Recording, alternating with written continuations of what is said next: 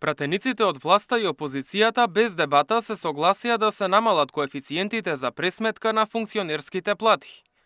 Тоа значи дека над 1000 функционери и годинава ќе бидат платени исто како лани.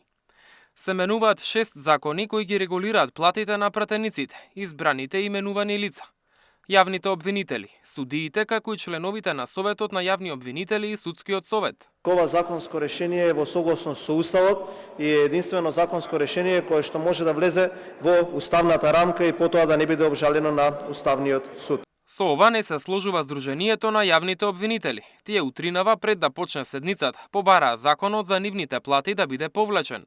Вела дека се свесни за економската ситуација, но нивната плата не можела да биде намалена со закон или со одлука на државен орган, освен при утврдена дисциплинска одговорност. Функцијата јавен обвинител е неспојива со извршувањето на каква било друга функција или дејност. Поради тоа, платата е единствениот приход за јавните обвинители и таа се движи во распон од минимални помалку од 90.000 до максимални 130.000 денари. Поддршка добија и од председателот на Советот на јавни обвинители. Ово веќе секоја година процентот се намалува. Значи, докаде ќе идеме? Не зборувам за мене, зборувам за цела фела. На собраниската седница воопшто не се спомна за нивното барање, но одговор добија од штабот на ВМРО ДПМНЕ. Наместо да земат и да работат на зголемување на она 2% доверба од граѓаните, тие исклучиво мислат само на плати.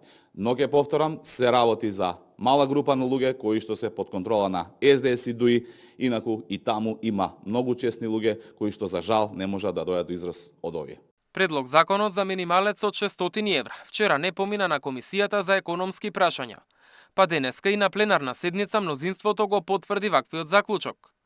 Сепак тоа не ги спречи власта и опозицијата повторно да се скараат во чие време било поскапо, а кога платите растеле повеќе. Растот на минималната плата е оправдан од социјален аспект и тука ќе се сложам со вас, но мора да биде усогласен со растот на продуктивноста и реалниот капацитет на економијата. Еден од факторите за зголемување на продуктивноста е мотивираноста на работниците. А еден од факторите за зголемување на мотивираноста е зголемување на нивната плата. Ајде да има трипартитен состанок на кој што ќе се договори едно заедничко решение. Па но ние тоа цело време го велиме. Мислите дека ќе го убедите премиерот и треба да седне да разговара? Па тој јасно кажува дека не сака. Он еднаш не спомнал дека како премиер ќе седне и ќе разговара со работниците и со работодавачите. Остава тие сами да се договараат. Значи трипартитен договор нема.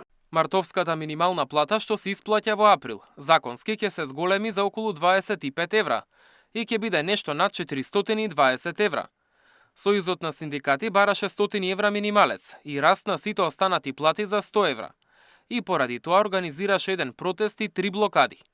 ССМ даде рок за одлука до крајот на месецов, а во спротивно најави генерален штрајк.